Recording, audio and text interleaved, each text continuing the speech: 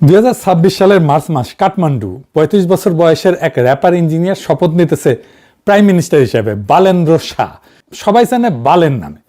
তার দল রাষ্ট্রীয় স্বতন্ত্র পার্টির বয়স মাত্র ৪ বছর। ২৭৫টা আসনে পার্লামেন্টে ১৮২টা আসন পাইছে। ভূমিধ্বস বিজয়। নেপালে সেই ৩ বুড়া কেপি ওলি, শের বাহাদুর দেউবা আর পুষ্পকমল দাহাল, যারা ২ দশক ধরে চেয়ার খেলা খেলতেছিল, বালেন তাদের ধুলায় মিশাই দিচ্ছে। ওলিকে তার নিজের সিটে হারাইছে ৫০,০০০ ভোটের ব্যবধানে। এবার আসেন ঢাকায়। ফেব্রুয়ারি ২৬ শপথ নিতেছে তারেক রহমান। এই লোক দেশে ছিল না ১৭ বছর। বর্ষা বিপ্লবের সাথে যার কোনো সম্পর্ক নাই, জুলাই অভ্যুত্থানে যার পা কখনো রাস্তায় পড়ে নাই, সে এখন বাংলাদেশের প্রাইম মিনিস্টার। আর জুলাই অভ্যুত্থানের সন্তান এনসিপি ৩০টা আসনে লড়াই করছে, জিতছে মাত্র ৬টায়। এটা একটা ঐতিহাসিক ট্র্যাজেডি। ২ দেশেই ছাত্ররা সরকার ফেলছিল, ২ দেশেই ছিল দুর্নীতি, বেকারত্ব, স্বৈরশাসন, জনতার ক্ষোভ। ২ দেশেই রক্ত দিচ্ছে তরুণরা। কিন্তু একটা দেশে তরুণরা রাষ্ট্র ক্ষমতা নিছে, আর একটা পুরাতন বন্দোবস্ত ফেরত আসছে পিছনের দরজা দিয়ে। আরো বেপরোয়া, আরো বর্বর হইয়া। কেন? আশ্চর্যের কথা হইলো এই প্রশ্নটার উত্তর কেউ দেয় নাই। কোনো সেমিনার নাই, কোনো আলোচনা নাই, এমনকি এনসিপি নিজেও এটা নিয়ে কোনো গোল টেবিল বসায় নাই, যেন কিছুই হয় নাই, যেন বিপ্লবের কোনো মূল্যই নাই। এভাবেই যেন কোনো কিছু না বদলানোরই কথা ছিল। আজকে আমি 2 দেশের ছাত্র আন্দোলন, ছাত্র নেতৃত্ব, তাদের কৌশল, তাদের কাজের পদ্ধতি সব গভীরে গিয়ে তুলনা করব। পরতে এটা একটা দীর্ঘ আলাপ, কিন্তু করতেই হইতেছে। কারণ এই বিশ্লেষণ না বুঝলে আগামীর 5 বছরের বাংলাদেশ বুঝতে পারবেন না। আগে বুঝে নেই নেপালে ঠিক কি ঘটেছিল। নেপালের গল্প বুঝতে হইলে একটু পেছনে যাইতে হবে। ২০০৮ থেকে ২০২৫, মাত্র ১৭ বছরে নেপালে 14টা সরকার, 8 জন প্রধানমন্ত্রী। কোন সরকার 5 বছর টেকে নাই। 3 জন বুড়া নেতা, ওলি, দেউবা আর দাহাল, পালা করে চেয়ার বদল করত। জনগণের কাছে কোনো জবাবদিহিতা নেই। সেই দেশের 20% বেশি তরুণ বেকার। প্রত্যেক দিন হাজার হাজার নেপালি দেশ ছাড়তেছে লেবার ভিসায়, মালয়েশিয়া, কাতার, আমিরাতে যায় শ্রম বেচতে। আর সেই সময় এই 3 বুড়ার ছেলেমেয়েরা কি করতেছিল? ইনস্টাগ্রামে বিলাসী জীবনের ছবি দিতেছিল। দুবাইয়ের ছুটি, লন্ডনে কেনাকাটা, দামি গাড়ি, প্রাইভেট জেট। তরুণরা একদিন এটা দেখতে দেখতে হ্যাশট্যাগ বানাইলো নেপো বেবিজ, মানে হইতেছে স্বজন পোষণের বেবি, শিশু। নেতার আন্ডা বাচ্চা, যার কোনো যোগ্যতা নাই, শুধু বাপের পরিচয় কোটিপতি, বাপের দোয়ারি পাবলিক আর কি। এইটা সাধারণ ঘটনা মনে হইতেছে না, এটা একটা রাজনৈতিক বিস্ফোরণের বারুদ। বাংলাদেশের হাসিনার বলা রাজাকারের বাচ্চারা যেমন একটা সিম্বলিক মোমেন্ট ছিল, নেপো বেবিজও ঠিক তেমনই। তারপর 4 সেপ্টেম্বর 2025 ওলি সরকার 26টা সোশ্যাল মিডিয়া প্ল্যাটফর্ম ব্যান করে দিল। Facebook, YouTube, WhatsApp, TikTok, Instagram সব কি সাফাই দিল? বললো এরা নতুন ডিজিটাল লাইনে রেজিস্ট্রেশন করে নাই। হ্যাঁ, আসল কারণ হইল এই নেপো বেবিস ট্রেন্ডটা এমন ভাইরাল হইতেছিল, দুর্নীতি এক্সপোজ হইতেছিল, আইডার পাইডা উঠতেছিল না। ট্র্যাডিশনাল মিডিয়া তো ম্যানেজ করা যায়, মালিকরে ফোন দেওয়া যায়। লাখ লাখ তরুণের ফেসবুক পোস্ট কেমনে এটা ম্যানেজ করবে? সেটা কন্ট্রোল করার উপায় নাই। তাই ব্যানের আসল টার্গেট ছিল তরুণদের অর্গানাইজিং ক্যাপাসিটিকে ধ্বংস করে দেওয়া। শুধু তথ্য আটকানো না, একসাথে জড়ো হওয়ার প্ল্যাটফর্মটাই কেড়ে নেওয়া। এটা ছিল ওলির সবচেয়ে বড় ভুল। কারণ তরুণরা সোশ্যাল মিডিয়া ছাড়াই রাস্তায় নেমে আসছে। মৈতীঘর, মান্ডালায়, সংসদ ভবনের সামনে লাখ লাখ মানুষ, পুলিশ গুলি চালাইছে, ৭৭ জন শহীদ হয়েছে, কম না? আন্দোলন থামে নাই। 9 সেপ্টেম্বর ওলি পদত্যাগ করছে, মন্ত্রীরা পালাইছে, ছাত্ররা মন্দিরের জাঙ্গিয়া পর্যন্ত খুলে নিছে পলাইতে গিয়া, মারছে, পিটাইছে। এখানে নেপালের প্রথম অসাধারণ কাজটা ঘটছে। আমরা ধরার আগে হাসিনা তার মন্ত্রীরা পলাইছে, যারা দেশে ছিল তাদের প্রোটেকশন দিছে ওয়াকারানন্দ পৌবাদ, ক্যান্টনমেন্টে আশ্রয় দিয়া। তারপর তাদের নিরাপদে পার করিয়া দিছে, নিরাপদে দেশ ছেড়ে চলে গেছে। সেনাপ্রধান ডাকছে পলিটিক্যাল পার্টিদেরকে, পলিটিক্যাল পার্টিগুলো ড্যাং ড্যাং করতে করতে বাসে চাইপে গেছে ক্যান্টনমেন্টে। কিন্তু নেপালের সেনাবাহিনী কি করলো?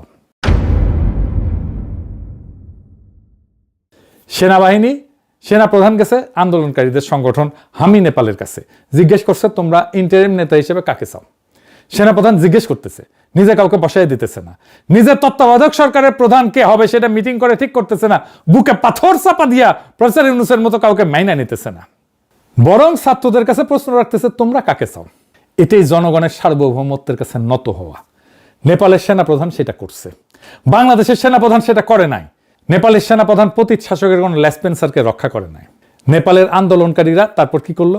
তারা গেল ডিসকর্ডে। ডিসকর্ড কি জানেন না? এইটা একটা অনলাইন প্ল্যাটফর্ম, কিন্তু হোয়াটসঅ্যাপ গ্রুপের মতো না আর কি। এখানে হাজার হাজার মানুষ একসাথে আলাদা আলাদা চ্যানেল করে আলোচনা করতে পারে, তর্ক করতে পারে, ভোট দিতে পারে। নেপালের আন্দোলনকারীদের একটা ডিসকর্ড সার্ভার ছিল, সেইখানে 1 লাখের বেশি সদস্য ছিল, সেখানে 10,000-এর বেশি মানুষ নাম প্রপোজাল নিয়ে তর্ক কইরা সাব চ্যানেলে বিভক্ত হয়ে প্রত্যেকটা প্রার্থীর ব্যাকগ্রাউন্ড যাচাই করলো, ফ্যাক্ট চেক করলো, আলোচনা করলো, তারপরে ভোটাভুটি। 7,713 ভোট পড়লো। সুশীলা কার্কি সাবেক প্রধান বিচারপতি পাইল 3,833 ভোট, 50% ভোট। 12 সেপ্টেম্বর শপথ নিলেন। নেপালের ইতিহাসে প্রথম নারী সরকার প্রধান। এটা পৃথিবীর ইতিহাসে প্রথম ডিজিটাল ডেমোক্রেসি দিয়ে একটা দেশের ইন্টারিম লিডার নির্বাচিত হইতেছে। আর কার্কিকে দেওয়া হইল একটাই ম্যান্ডেট, 6 মাসে নির্বাচন করাও, আর কিছু না। কোনো সংস্কার কমিশন না, কোনো চার্টার না, কোনো গণভোট না, শুধু একটা কাজ, ডেলিভারির 5 মাস পরে 5ই মার্চ 2026 নির্বাচন হইল। ফলাফল ভূমিকম্প। বালেনের দল 182, নেপালি কংগ্রেস দেউবার দল 38, সিপিএন ইউএমএল ওলি 25, মাওবাদী বুড়াদাহাল 17। কাঠমান্ডু ভ্যালির 15টা আসনে 15টাই আরএসপি মানে তরুণরা। ওলি তার নিজের সিটে হারল। 35 বছরের বালেন নেপালের ইতিহাসের সবচেয়ে তরুণ প্রধানমন্ত্রী। এটা একটা সম্পূর্ণ রিপ্লেসমেন্ট, শুধু মুখ বদলানো না, পুরো জেনারেশন বদলানো। এখন আসেন বাংলাদেশে। বাংলাদেশে কি ঘটেছিল আর কি ঘটে নাই? বাংলাদেশেও তো বিস্ফোরণ হয়েছিল, আমরা সবাই জানি, আমরা সবাই তার পার্ট। ছোট ঘটনা ছিল না। 15 বছরের ফ্যাসিবাদী শাসন ছাত্ররা ভাঙা ফেলছিল, শত শত মানুষ জান দিছে। আবু সাইদ বুকসিতায় দাঁড়ানোর ছবিটা মনে আছে না? ওই একটা ছবি সারা দেশ কাঁপাই দিছিল। রংপুর থেকে চট্টগ্রাম, প্রাইভেট বিশ্ববিদ্যালয় থেকে গ্রামের কলেজ, একটাই কথা ছিল সবার মুখে, এই ব্যবস্থা মানি না, লাখো শহীদের রক্তে কেনা দেশটা কারো বাপের না। হাসিনা পলাইলো। 5 আগস্ট 2024 প্রফেসর ইউনূসকে অন্তর্বর্তী সরকারের প্রধান বানানো হইল। কমিশন বসলো, সরকার সংস্কারের কথা শুরু হইল। তারপর 1.5 বছর চুপ। অবশেষে 12 ফেব্রুয়ারি নির্বাচন হইল। ফলাফল আমরা জানি। যে এলাকাগুলোয় জুলাই আন্দোলনে আগুন সবচেয়ে বেশি ছুঁইছিল, রংপুর, রাজশাহী, খুলনা, সেইখানে জামাত এনসিপি জোট সুইপ করছে। আবু সাইদের রংপুরে প্রত্যেকটা আসন জোটের। ঢাকায় অবিশ্বাস্য ভালো করছে, এমনকি গুজব আছে তারেক রহমান নিজে ঢাকার তার সিটে হারছিল। পরে ইলেকশন ইঞ্জিনিয়ারিং দিয়ে জিতাইয়া দেওয়া হয়েছে। এর মানে কি? মানে হইলো, যেখানে মানুষ বিপ্লবকে হৃদয়ে ছুঁইছে, সেখানে রক্তের দাগ এখনো শুকায় নাই। যেখানে রক্তের দাগ এখনো শুকায় নাই, সেখানে মানুষ পুরাতন দলকে রিজেক্ট করছে সরাসরি। তাইলে বাকি দেশ কেন পারে নাই? এইখানে আসল গল্পের শুরু। 6টা কারণ, প্রত্যেকটা স্ট্রাকচারাল, প্রত্যেকটা অ্যাভয়েড করা যাইতো, কিন্তু প্রত্যেকটাই ঘটছে। ছাত্রদের নানাভাবে এই কথা বলা হয়েছে, আমি আমার ভিডিওতে বলছি, বারবার বলছি, শোনে নাই। প্রথম কারণ কি ছিল? নেপালের আরএসপি গঠন হয়েছিল 2022 সালে, আন্দোলনের 3 বছর আগে। 2022-এর নির্বাচনে 4র্থ বৃহত্তম দল হিসেবে পার্লামেন্টে ঢুকে গেছিল, মন্ত্রিসভাতে ছিল কিছুদিন। আর বালেন শাহ 2022-এ স্বতন্ত্র প্রার্থী হিসেবে কাঠমান্ডুর মেয়র হয়েছিল 60,000 ভোটের ব্যবধানে। 3 বছর মেয়রগিরি করছে, দুর্নীতি কমাইছে, রাস্তা ঠিক করছে। কাঠমান্ডু শহর দৃশ্যমানভাবে বদলাই গেছে। মানুষ দেখছে এই লোক কথা বলে না, কাজ করে। 2025-এ জেনজি আন্দোলন হওয়ার সময় বালেনরে কিছু বানানো লাগে নাই, গাড়ি রেডি ছিল, শুধু চাবি ঘুরাইছে। ডিসেম্বর আরএসপিতে যোগ দিছে, রাতারাতি আন্দোলনের রাজনৈতিক মুখ হয়ে গেছে। এখন বাংলাদেশের গল্প শুনি। এনসিপি গঠন হলো ফেব্রুয়ারি 2025-এ, জুলাই বিপ্লবের 7 মাস পরে। নির্বাচনে 12 মাস আগে। কোনো নির্বাচনে অভিজ্ঞতা নাই, কোনো গভর্নেন্স ট্র্যাক রেকর্ড নাই, নাহিদের কোনো প্রশাসনিক অভিজ্ঞতা নাই, কারোই নেই, আসিফেরও নাই। মন্ত্রী যতদিন ছিল কোনো দৃশ্যমান আইকনিক সাকসেস নাই। ভোটার, প্রোটেস্ট হিরো আর গভর্নিং লিডারের মধ্যে পার্থক্য বোঝে। গাড়ি বানাইতে বানাইতে রেস শুরু হয়ে যাওয়ার মতো আর কি। আমি নিজে 6 আগস্ট থেকে বারবার বলছিলাম, বৈষম্য বিরোধী ছাত্র আন্দোলনকে একটা সাংগঠনিক কাঠামো দেন, দল বানান। এটা শুধু আমার কথা না, অনেকেই বলছে, আমাদের বন্ধুরা বলছে, সিনিয়র বুদ্ধিজীবীরা বলছে, কেউ শোনে নাই। কারণ তখন ছাত্রদের ইগো আকাশে, তারা বিপ্লব কইরা ফেলছে, হাসিনাকে হটায় ফেলছে, সরকারে বসছে, এরা আর কারোর সাথে পরামর্শ করবে কেন? অহংকার এমন জায়গায় পৌঁছাইছিল যে আমাদের বন্ধুদের মুখের উপর কইছিল, আপনারা এত বুঝেন, ক্ষমতায় যাইতে পারেন নাই কেন? তারপর তাদের সে আকাশ ভরা ইগো, আকাশ ভরা তারা হয়ে গেছে। এই অহংকার যে বিপ্লবকে হজম করছে, সেটা কেউ তখন বোঝে নাই, আজকেও বুঝছে কিনা জানি না। দ্বিতীয় কারণ হইতেছে সময়ের অঙ্ক। 6 মাস আর 18 মাস। নেপালে আন্দোলন থেকে নির্বাচন 6 মাস। মানুষের ক্ষোভ তখনও টাটকা, রক্ত শুকায় নাই, কেউ ভোলে নাই কে গুলি চালাইছিল। সেই রাগ সরাসরি ব্যালট বাক্সে গেছে। বাংলাদেশ আন্দোলন থেকে নির্বাচন 18 মাস। এই সময় কি হয়? মানুষের মনোযোগ সরে যায়, প্রফেসর ইউনূসের সরকারের কথা কেউ শোনে না। প্রত্যেক দিন একটার পর একটা আন্দোলন। বিএনপি নিজেই কত আন্দোলন করছে, সিটি কর্পোরেশনে তালা লাগাই দিছে, সেক্রেটারিতে আন্দোলন করছে, যমুনার সামনে প্রত্যেক দিন আল্লাহর ওয়াস্তে একটা করে বিক্ষোভ। একটা সিটি কর্পোরেশন যদি একদিন না চলে, আপনার নাগরিক সেবা চলবে? নগর তো স্তব্ধ হয়ে যাবে। গভর্নেন্স ফেল করছে। মানুষ তখন আর বিপ্লবের কথা ভাবে না, পেটের কথা ভাবে, গভর্নেন্সের কথা ভাবে, নিরাপত্তার কথা ভাবে, রাস্তায় শৃঙ্খলার কথা ভাবে। আইন শৃঙ্খলার অবনতি হইতেছিল, অন্তর্ঘাত তো চলছেই, হাদিকে খুন করলো। আর এমন অনিশ্চয়তায় মানুষ একটা নিয়ম মানে, পরিচিত মন্দ বেছে নেয়, অচেনা ভালোকে বাঁচে না। এইটা বাংলাদেশের মানুষের দোষ না, এটা মানুষের স্বাভাবিক মনস্তত্ত্ব। এইটারে কয় লস অ্যাভারশন বা ক্ষতি এড়ানো। মনে যখন ভয় থাকে যে সব হারাইবো, তখন কমপক্ষে আগেরটা তো চেনা, ওর দুঃশাসন তো দেখছি, তো সেই দুঃশাসন তো আমি সহ্য করতে পারছি, তো এর চাইতে তো আর খারাপ হবে না, এই লজিক কাজ করে। যদিও একটা সতর্কতা, বিএনপি বিপ্লব বিরোধী শক্তি না, ইলেকশনে বিপ্লব পক্ষের যে সমস্ত শক্তি লড়াই করছে তারাই জিতছে। যদিও আমরা সবাই দেখতেছি বিএনপি জুলাইকে ধারণ করে না, ইলেকশন আগে হইলেও সম্ভবত বিএনপি জিততো, তবে ছাত্ররা বেটার পজিশনে থাকতো, আরো আসন বেশি পাইতো। এইবারের তৃতীয় কারণ, বিএনপির অর্গানাইজ স্যাবোটাজ। বিএনপি শুধু অপেক্ষা করে নাই, বিএনপি সক্রিয়ভাবে অন্তর্বর্তী সরকারকে ব্যর্থ করছে, সক্রিয়ভাবে কাউন্টার রেভলিউশনারি কাজ করছে। কি কি করছে বিএনপি? আগেও বলছি, ঢাকা সিটি কর্পোরেশন অচল করে রাখছে, সচিবালয় আন্দোলন করছে, প্রত্যেকদিন একটা ইস্যু, প্রত্যেকদিন একটা জ্যাম। এখন একটা জায়গায় দেখেন নির্বাচনের পরে এইসব আন্দোলন কোথায় উদা হয়ে গেছে, একটাও নাই, জাতিগুলোর মতো উড়ে গেছে। কারণ আন্দোলনগুলো কখনোই জনগণের দাবির আন্দোলন ছিল না, বিএনপি করতো। এগুলো ছিল ইউনিট সরকারকে ডিস্টেবিলাইজ করার টুল। 2 নাম্বার, স্থানীয় সরকার নির্বাচন আটকাই দিছে। প্রফেসর ইউনূস স্থানীয় সরকার নির্বাচন দিতে চাইছিল, বিশ্ববিদ্যালয় ছাত্র সংসদ নির্বাচন দিতে চাইছিল, বিএনপি হইতে দেয় নাই। আওয়ামী লীগের চেয়ারম্যান মেম্বার সবাই পালাইছে, স্থানীয় সরকার তো এরাই চালাইতো। তৃণমূলের রাজনীতি, সমাজের নিয়ন্ত্রণ, ছোটখাটো বিচার সবাই তার হাতে ছিল। সেই পুরা স্ট্রাকচার ভেঙে পড়ছিল। নতুন লিডারশিপ দরকার ছিল, নতুন মুখ দরকার ছিল, নতুন শক্তি দরকার ছিল, বিএনপি সেটা হইতে দেয় নাই। কেন? কারণ স্থানীয় নির্বাচন হইলে কি হইতো? জামাত এনসিপির মাঠ পর্যায়ে একটা বেস তৈরি হইতো, ইউনিয়ন পরিষদ, পৌরসভা, উপজেলায় নতুন মুখ আসতো যারা বিপ্লবের পক্ষের। ছাত্র সংসদ নির্বাচন হলে কি হইতো? বিপ্লবের পক্ষের ছাত্ররা একটা ইনস্টিটিউশনাল ভিত্তি পাইতো। ব্যাপারটা কেমন হইতো সেটা ছায়া তো আমরা দেখছি, ডাকসু, রাকসুতে শিবিরের বিজয় থেকে। সেটা যদি পুরা দেশের ইউনিয়নে হইতো, কি হইতো ভাবেন? বিএনপি এটা জানতো। তাই ইন্টারমিডিয়েট ইনস্টিটিউশন তৈরির আগেই জাতীয় নির্বাচন চাইতেছিল। সিভিল মিলিটারি ব্যুরোর কাছে ভয় পেয়ে গেছে যে এইখানে Awami League, BNP, India West এক হয়ে গেছে, এই রে ব্যাপার বুঝি জামাতে ইসলাম ক্ষমতায় চলে আসলো। বিএনপির তো একটা ক্যাডার নেটওয়ার্ক আছে, তার সাথে আওয়ামী লীগের মাঠের কর্মীরা যুক্ত হয়েছে। ছাত্রলীগ, যুবলীগ সব বিএনপিতে ভিড়ে গেছে। আমিও দেখাইছি অনেক ভিডিওতে, বিএনপির ক্যাম্পেইন করতেছে, নিজেরাই বলতেছে আমরা আওয়ামী লীগ, এখন বিএনপি হয়েছি। সকল বাংলাদেশের আনাচে কানাচে যত শ্রমিক আছে তাদের ন্যায্য অধিকার সফল হোক। আমরা চাই নিজেদের নয়, আমরা চাই অধিকার, অধিকার, অধিকার। জয় বাংলা। ধন্যবাদ, ধন্যবাদ। বাংলাদেশ জিন্দাবাদ, জাতীয়বাদী। এই বিএনপির মাঠের লোকের অভাব হয় নাই, ইউনিয়ন পর্যায়ে সংগঠন আছে, কিন্তু 1 বছর পুরনো এনসিপির সেটা নাই। এটা একটা ক্লাসিক কাউন্টার রেভলিউশনারি কৌশল। এটা আমার কথা না, ইতিহাসে বারবার এটা দেখাইছে। বিপ্লবের পরে 2টা জিনিস একসাথে রেস করে, এক নতুন শক্তির ইনস্টিটিউশন বিল্ডিং, 2 পুরানো শক্তির কামব্যাক। যে আগে শেষ করে সেই জেটে। 2 শক্তির কাজ কি? স্থানীয় নির্বাচনে জিতে বেস বানানো, ছাত্র সংসদের নিজে ক্যাম্পাস দখল করা, মাঠে ক্যাডার তৈরি করা, এটা সময় লাগে। পুরোনো শক্তির কাজ কি? এই বেস বানানোর আগেই জাতীয় নির্বাচনে নিয়ে যাওয়া, যেখানে তাদের আগে থেকে থাকা 35 বছরের নেটওয়ার্ক কাজ করবে। বিএনপি ঠিক এইটাই করছে। ইন্টারমিডিয়েট ইলেকশন সব আটকাইছে, স্থানীয় নির্বাচন না বলছে, ছাত্র সংসদ না বলছে, জাতীয় নির্বাচনের দিকে ঠেলা দিছে। মানে বিপ্লবের শক্তিকে শিকড় গজনের সময় দেয় নাই, গাছ বড় হওয়ার আগে উপড়ে ফেলছে। এটা কাউন্টার রেভলিউশন, সামনে থেকে লড়াই না, সময়কে অস্ত্র বানায়। ফ্রান্সে 1789 সালে বিপ্লব হইল, জনগণ রাজতন্ত্র উৎখাত করলো, কিন্তু বিপ্লবীরা নিজেদের মধ্যে বিভক্ত হয়ে গেল। নতুন কাঠামো দাঁড় করানোর আগে ক্ষমতার লড়াই শুরু হলো। ঠিক সেই বিশৃঙ্খলার মধ্যে নেপোলিয়ান ঢুকে পড়লো। সে বলল আমি শৃঙ্খলা আনবো, স্থিতিশীলতা আনবো, শান্তি আনবো। ক্লান্ত মানুষ মেনে নিল, বিপ্লবের ফসল তুললো পুরনো ধাঁচের একজন শাসক। বাংলার লুথার কিং দেশে ফিরে একই কথা কইছিল, নিরাপদ বাংলাদেশ করবে, তাই না? একই সিস্টেম, একই টেমপ্লেট। মিশরে 2011-তে তাহরির স্কোয়ারে লাখো তরুণ হোসেনি মোবারককে হটাইলো, তারপর নির্বাচন হইল, মুরসি জিতলো। কিন্তু পুরনো সেনাবাহিনী, পুরনো আমলাতন্ত্র, পুরনো ব্যবসায়ী গোষ্ঠী, এরা সবাই মিলে মুরসিকে অচল করে দিল।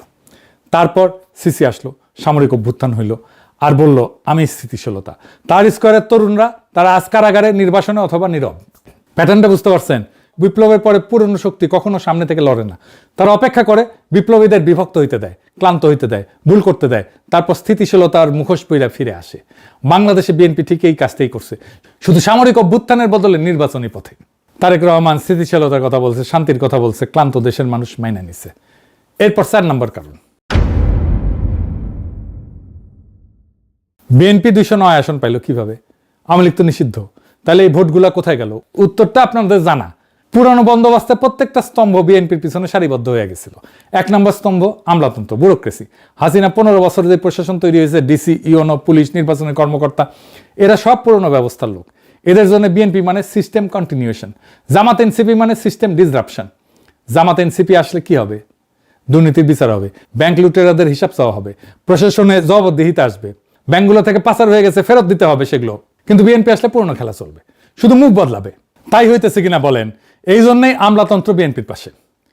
আমরা পুলিশ লীগের অবসান চাইছিলাম না, এখন আইসা বলে আমি জাতীয়তাবাদী আদর্শের সৈনিক। শুনেন, বিগত ফ্যাসিস্ট আমলের 18 বছর একের পর এক পদবঞ্চনা, অপমান, বৈষম্য আর মানসিক নির্যাতনের শিকার হয়েছি, কিন্তু শত প্রতিকূলতার মধ্যেও আমি জাতীয়তাবাদী আদর্শ থেকে এক চুলো বিচ্যুত হইনি।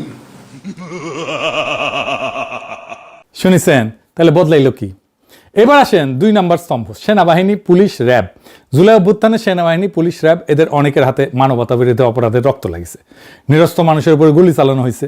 তার আগে গুম খুনের অভিযোগ তো আছে সেনাবাহিনীর জেনারেলদের বিরুদ্ধে। এই অপরাধের বিচার হইলে কারা কাঠগড়ায় দাঁড়াবে? এদের কর্তা ব্যক্তিরা। তাই এরা বিচার হইতে দিতে রাজি না। ইউনূস সরকারকে এরা পদে পদে অসহযোগিতা করছে, আয়নাঘর পর্যন্ত ভিজিট করতে দেয় নাই।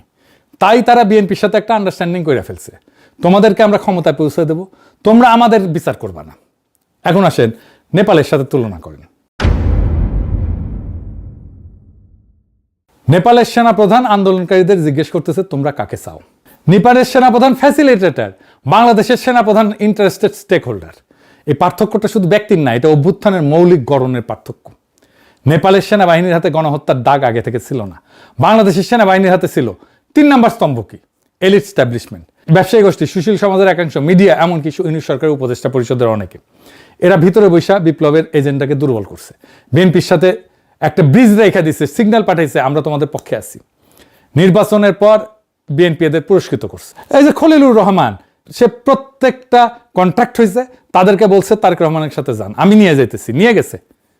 সেই জন্য তো তারা পররাষ্ট্রমন্ত্রী বানাইছে।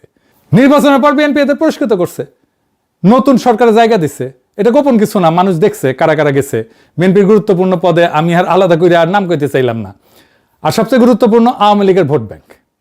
এই ভোট ব্যাংকের বড় অংশ দিশেহারা, তারা জামাত এনসিপিকে দেখতেই পারে না। বাংলাদেশের আওয়ামী লীগ কখনো এনসিপিকে ভোট দেবে না, তারা বিএনপিকে ভোট দিতে পারে, এমনকি জামাতকে ভোট দিতে পারে, কিন্তু কখনো এনসিপিকে ভোট দেবে না।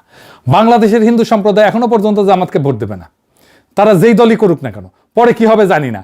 বিএনপি তো তাদের বলছে ধানের শীষ আপনাদের পাশে আছে। নৌকার যে কান্ডারি, যে মূল মাঝি, ও নৌকার সবগুলোকে ফেলে দিয়ে পাড়ায় চলে গেছে, ইন্ডিয়ার চলে গেছে, ঠিক না? এখন আমাদের যারা এখানে নৌকা ভরতে না সারা বাংলাদেশে, তারা তো একটু অসহায় অবস্থায় আছে, যে আমাদের মূল লোকটাই পালাই গেছে, আমরা এখন কি করবো? তো সেই জায়গায় আমি আপনাদেরকে এইটুকু আশ্বাস দিতে পারি যে আপনাকে হতাশ হবেন না, ধানের শীষ আপনাদের পাশে আছে, আমরা আপনাদের পাশে আছি। আমরা বেঁচে থাকতে আপনাদের গায়ে কেউ ফুলের টোকাও দিতে পারবে না। এরা বিএনপিতে গেছে।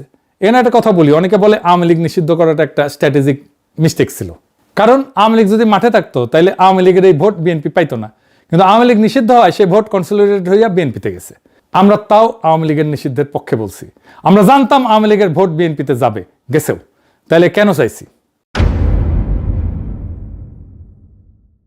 কারণ আওয়ামী ভোট যে নিবে সে আওয়ামী ইন্টারেস্টের কাছে ডিপেন্ডেন্ট হয়ে যাবে। বিএনপিও গেছে, গেছে না? আওয়ামী ইন্টারেস্টের কাছে তাকে আওয়ামী নির্ভর হইতে হইছে না, আওয়ামী লীগ তোষণ করতে হইতেছে না, খালেদা জিয়ার গাড়ি বহরে হামলাকারীকে জামিন দিতে হইতেছে না, মুক্তিযুদ্ধের চেতনা হইতেছে না, আওয়ামী ন্যারেটিভ গ্রহণ করতে হইতেছে না। আওয়ামী লীগ যত বেশি মুক্তিযুদ্ধের কথা কইছে তার চেয়ে বেশি কইতেছে বিএনপি, যেন বিএনপি মুক্তিযুদ্ধের চ্যাম্পিয়ন। হ্যাঁ, ওই যে আছে না, শুনি বিবরণ কদে তিনি কন, মারিয়া করিব খুন, বাবু যত বলে পারিষদ দলে বলে তার শত গুণ, সে শত গুণ বলে পারিষদ হইয়া। বিএনপি মুক্তিযুদ্ধের কথা। আর কি হয়েছে? এই বিএনপির হিস্টোরিক ভোট ব্যাংক বিএনপি থেকে সরে আসবে, সরে আসতেছে। জামাত এনসিপি যে ভোট পাইছে তার অর্ধেক তো বিএনপির ভোট ব্যাংকের ভোট। লং টার্মে বিএনপির ক্ষতি হবে, তাই হয়েছে, আরো ক্ষতি হবে। পঞ্চম কারণ কি? এবারে ইউনূস সরকারের দিকে তাকাই। এখানে নেপালের সবচেয়ে নাটকীয় কন্ট্রাস্ট। নেপালে অনেকে ভোটাভুটি করে, ছাত্র আন্দোলনকারী ভোটাভুটি করে অন্তর্বর্তীকালীন সরকারের প্রধান নির্বাচন করছে। বাংলাদেশে হাসিনা পালানোর পরে কি হলো? কয়েকজন ইউনিভার্সিটির টিচার, কয়েকজন ছাত্র নেতা একটা ছোট্ট গ্রুপ বসে সিদ্ধান্ত নিল প্রফেসর ইউনূস। কোনো বিস্তৃত আলোচনা নাই, কোনো গণভোট নাই, কোনো ব্রেনস্টর্মিং নাই, কোনো ডিসকর্ড নাই, কোনো পাবলিক ফোরাম নাই, একদম টপ ডাউন ডিসিশন, সেনা সমর্থিত ট্রানজিশন। ফ্যাটাল মিস্টেক এটা। একটা আন্দোলনের জন্য নেপালে হাজার হাজার মানুষ ইন্টারিম নেতা বাছাই করছে, বাংলাদেশে কয়েকজন মিলা ঠিক করে দিছে। আপনি যত বেশি মানুষকে ডিসিশন নেওয়ার টাইমে ইনভলভ করবেন তত বেশি ওন করবে তারা।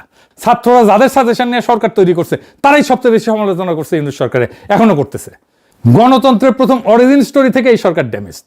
সবচেয়ে ভয়ানক ভুল, প্রফেসর ইউনূসকে কোনো ম্যান্ডেট দেওয়া হয়নি যে আমরা কি চাই, এই তালিকাটাই তৈরি হয়নি। কার কি জানতো? একটাই কাজ, নির্বাচন। ইউনূস জানতো না তার কাজ কি, সংস্কার, নির্বাচন, শাসন, নাকি তিনটাই। উনি নিজেই বলছেন আমার কথা শুনতে হবে, পরে দেখা গেল ওনার কথা কেউ শোনে না। এমন একটা প্রশ্ন আসে, তাইলে কেন দ্রুত নির্বাচন দিয়ে চলে গেলেন না প্রফেসর ইউনূস? 6 মাসে ছেড়ে দিলেই তো হতো। কারণ হইতেছে বাংলাদেশের মানুষ বিএনপিকে বিশ্বাস করে না। বিএনপি আগেও ক্ষমতায় ছিল 2001 থেকে 6, সেই সময় দুর্নীতি, হাওয়া ভবন, তারেক রহমানের 10% গল্প, খাম্বা, হাসিনা পালানোর পরে অব্যাহত চান্দাবাজি, খুন, জখম, ধর্ষণ। বিএনপি নামা বলে এই যে এখানে 271টা খুন করছে, 81টা ধর্ষণ করছে বিএনপি এই 20 মাসে। আপনারা যখন দেখবেন তখন ব্যাটছে কিনা আল্লাহ মালুম। মানুষের এটা মনে আছে তার দুঃশাসনের কথা, মানুষ জানতো দ্রুত নির্বাচন দিলে হয়তো বিএনপি আসবে আর তাদের পরিবর্তনের প্রতিশ্রুতি রাখবে না। তাই জনদাবি ছিল আগে সংস্কার হোক, তারপরে নির্বাচন হোক। এই দাবিটা যুক্তিসঙ্গত ছিল, কারণ আমরা দেখতেছি সংস্কার যা করে গেছিল ইউনূস সরকার, কোনটাই তারা রাখতেছে না, গুম অধ্যাদেশ বাতিল করে দিছে। কিন্তু সমস্যা হলো সেই সংস্কার করার সক্ষমতা ইউনূস সরকারের ছিল না। কেন ছিল না?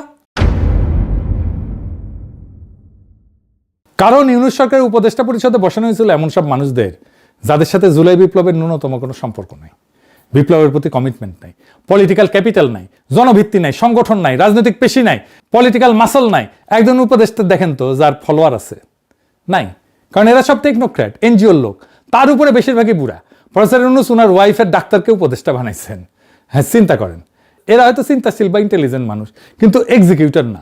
ফলে কঠিন রাজনৈতিক সিদ্ধান্ত নেওয়ার সময় এরা পিছায় যেত, আর এক্সিকিউট করতে গেলে হাসিনা আমলে ব্যুরোক্রেসি বাধা দিত। কারণ সেই ব্যুরোক্রেসি কোনো কারণ নাই বিপ্লব সফল করার। আর বিপ্লবের আসল শক্তি প্রাইভেট বিশ্ববিদ্যালয়ের ছাত্রছাত্রী, তরুণ নারীরা, সোশ্যাল মিডিয়া অ্যাক্টিভিস্ট, গার্মেন্টস শ্রমিক, রিক্সাওয়ালা, দিনমজুর, মাদ্রাসা ছাত্র, আলেম, এদের কাউকে কাছে টানা হয়নি। আলেমদের মামলাগুলো পর্যন্ত তোলা হয়নি সব। ইউনূস সরকার শুধু ছাত্রদের একটা অংশ আর টেকনোক্রেট দিয়ে চলছে। পলিটিক্যাল বেস ছিল অত্যন্ত সংকীর্ণ। অল্প বয়সী ছাত্ররা সরকারে গেছে, 27 বছরের নাহিদ, 26 বছরের আসিফ, এদের কাঁধে পুরো রাষ্ট্রের ভার। কোনো এক্সপিরিয়েন্স নাই, কোনো প্রোটেক্টিভ শিল্ড নাই, কোনো ইনস্টিটিউশনাল সাপোর্ট নাই, কোনো ম্যানেজারিয়াল ক্যাপাসিটি নাই। ছাত্রদের বাদ দেন, আমি আসিফ নজরুলকে শিখাইছি আইজেনহাওয়ার ম্যাট্রিক্স কি, কারণ উনি টাইম ম্যানেজমেন্ট করতে পারতেছিলেন না। উনি কইতেছিলেন না যে সারাদিন কাজ করেন উনি, কেন সারাদিন কেন কাজ করতে হবে একজন উপদেষ্টার? এই ম্যানেজারিয়াল ক্যাপাসিটি না থাকার কারণে প্রত্যেকটা ভুল এদের নামে চলে যেত।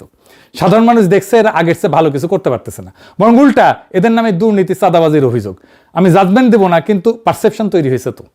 আর এই পারসেপশন সামলানোর কোনো ক্যাপাসিটি এনসিপির ছিল না, কারণ আমি আগেই কইছি তারা প্রোটেস্ট ছিল, গভর্নিং লিডার না। এই দুইটা সম্পূর্ণ আলাদা স্কিল সেট। এখানে আর একটা গভীর সমস্যা ছিল, ছাত্রদের একাংশের মধ্যে একটা আত্মম্ভরিত তৈরি হয়েছিল, বিশেষ করে মাহফুজের মধ্যে। তারা মনে করতো যে বিপ্লব তারাই নির্মাণ করছে, কিন্তু বাস্তবতা কি? বাস্তবতা হইলো ছাত্ররা বারুদে আগুন ধরায় দিছিল, এটাই যথেষ্ট ছিল, এটাই ঐতিহাসিক ছিল। কিন্তু সেই আগুনকে বিপ্লবের রূপ দিয়েছে সাধারণ মানুষ, রিক্সাওয়ালা, দিনমজুর, গার্মেন্টস শ্রমিক, মাদ্রাসা ছাত্র, গৃহিণী, যারা কোনো নির্দেশনা ছাড়াই রাস্তায় নেমে আসছিল। এরা তো ছাত্র নেতাদের নির্দেশে আসে নাই, নিজের তাগিদে আসছে। এটা ছিল একটা লিডারলেস এক্সপ্লোশন, এবং সেটাই ছিল এর সবচেয়ে বড় শক্তি। কিন্তু ছাত্র নেতারা মনে করলো এটা তাদের নেতৃত্বের ফসল। এই ভুল ধারণা থেকে তারা নিজেদের বিপ্লবের মালিক ভাবলো। আর মালিকানা বোধের পরিণতি কি? অন্যদের শেয়ার দিতে অনীহা, পরামর্শ নিতে অনিচ্ছা, নিজের ভুলকে অ্যাডমিট করতে অক্ষমতা। ইউনূস সরকার ব্যুরোক্রেসিকে সামলাইতে পারে নাই, যদি এটা সামলানো 1-2 এর ব্যাপার ছিল। এই টেকনোক্রেটরা ল অফ অ্যাডমিনিস্ট্রেশন বোঝে, কিন্তু পলিটিক্যাল পাওয়ার বোঝে না। পলিটিক্যাল পাওয়ার মানে কাকে ভয় দেখায়, কাকে বন্ধু বানাইতে হবে, কোথায় চাপ দিলে কোন জিনিস ব্যাড হবে, কার বিরুদ্ধে শাস্তির ভয় দেখাইলে লাইনে আসবে। এইটা বিএনপি বোঝে, আওয়ামী লীগ বোঝে, ইউনূস সরকার বুঝতো না, জামাত এনসিও বুঝে না। ফলে স্থানীয় পর্যায়ে সোশ্যাল কন্ট্রোল যেটা ভ্যাকুয়াম পড়ছিল সেটা পূরণ করছে বিএনপির ক্যাডাররা। এবার আসেন 6 নম্বর কারণ। নেপালে কোনো দলের ইনস্টিটিউশনাল গ্রিপ বাংলাদেশের মতো গভীর ছিল না। মানে প্রশাসনের মধ্যে দলের ক্যাডার ছিল না কারোই। 14টা সরকার, 8টা প্রধানমন্ত্রী হয়, কোন দল 5 বছর থেকে না, তাহলে 3টা বড় দলের মধ্যে ভোট ছড়ানো ছিল, ক্যাডার নেটওয়ার্ক দুর্বল ছিল, তাই নতুন দলের জন্য জায়গা ছিল। বাংলাদেশে আওয়ামী লীগ আর বিএনপি 56 বছর ধরে পালাক্রমে শাসন করছে। প্রত্যেক ইউনিয়নে, প্রত্যেক ওয়ার্ডে, প্রত্যেক বাজারে 2 দলের লোক আছে। ছাত্রদল, ছাত্রলীগ, বিশ্ববিদ্যালয় থেকে ইউনিয়ন পর্যন্ত একটা ফিডার সিস্টেম তৈরি করছে।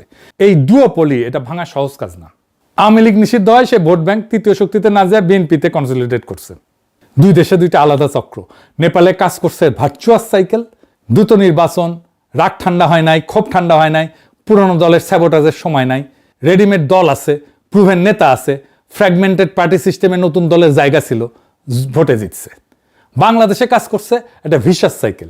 ইউনুসের কোনো ম্যান্ডেট নাই, তাকে নির্বাচন করার সময় কোনো আলোচনা হয়নি, দীর্ঘ অন্তর্বর্তী পর্ব, মানুষ বিএনপিকে বিশ্বাস করে না, কিন্তু সংস্কারের সক্ষমতা নাই, বিএনপির অ্যাক্টিভ স্যাবোটাজ, স্থানীয় নির্বাচন, ছাত্র সংসদ আটকানো, নতুন শক্তির বেস তৈরি হয় নাই, সরকারে যাওয়া ছাত্ররা গভর্নিং ইমেজ তৈরি করতে ব্যর্থ হয়েছে, আত্মম্ভরিতায় বিপ্লবের বিস্তৃত ভিত্তকে কাছে টানে নাই, সেনাবাহিনী, প্রশাসন, এলিট সবাই বিএনপির পিছনে দাঁড়াইছে, আওয়ামী লীগ নিষিদ্ধ হয়, ভোট কনসলিডেট হয়েছে, বিএনপিতে গেছে, মোমেন্টাম শেষ, পুরনো দল দিচ্ছে। এটা একটা ধারাবাহিক সেন। একটা লিঙ্ক ভাঙলেও ফলাফল ভিন্ন হইতো। তাইলে বাংলাদেশ কি হাইরা গেছে? না, বাংলাদেশের বিপ্লব হারে নাই, বিপ্লবকে হারানো হয়েছে। এটা কোনো ন্যাচারাল ফেইলিয়র না, এটা একটা অর্গানাইজড কাউন্টার রেভলিউশন। বিপ্লব শেষ হয় নাই, বিপ্লবের প্রথম অধ্যায় শেষ হয়েছে। প্রথম অধ্যায়ে আমরা ফ্যাসিবাদ উপড়াইছি, দ্বিতীয় অধ্যায়ে আমাদের নতুন রাষ্ট্র করতে হবে। দুই অধ্যায়ের স্কিল আলাদা। প্রথম অধ্যায়ে লাগছে সাহস, দ্বিতীয় অধ্যায়ে লাগবে ধৈর্য। সাহস আপনাদের ছিল আমি মানি, কিন্তু ধৈর্য থাকবে তো। দ্বিতীয় অধ্যায়ের কলম এখনো তরুণদের হাতেই আছে, কিন্তু কলম থাকলেই লেখা যায় না, ইতিহাস সেটা শিখাই দিছে। তারা কি লিখবে, নাকি কলম হাতে বিলাপ করতে করতে আর একটা কলমধারী তাদের জায়গা নিয়ে নেবে? এই প্রশ্নের উত্তর তাদেরকেই দিতে হবে। আমাদের কাজ, আমরা দেখে যাব, আলোচনা করব, ভুল দেখাই দেব, এবং যখন তারা ঠিক পথে আসবে পিছনে দাঁড়াবো, সমর্থন করব। বাংলাদেশ তো জাগতেছে। নাসিরউদ্দিন পাটোয়ারিকে দেখেন, যেখানে যাইতেছে জনসমুদ্র হইতেছে। এখন সেই সবচেয়ে জনপ্রিয় তরুণ নেতা। মানুষ আসতেছে, ভরসা করার মতো নেতা চাইতেছে। তারা নাসিরউদ্দিন পাটোয়ারিকে পাইছে, পাইয়াই তারাকে আঁকড়ায় ধরতেছে। এইভাবেই যারা যাবে তাদেরকে আঁকড়ায় ধরবে। সারা বাংলাদেশকে জাগাইতে হবে এভাবেই। সেটাই আমাদের আজাদি, সেটাই আমাদের বিপ্লবের পূর্ণতা। ইনকিলাব জিন্দাবাদ।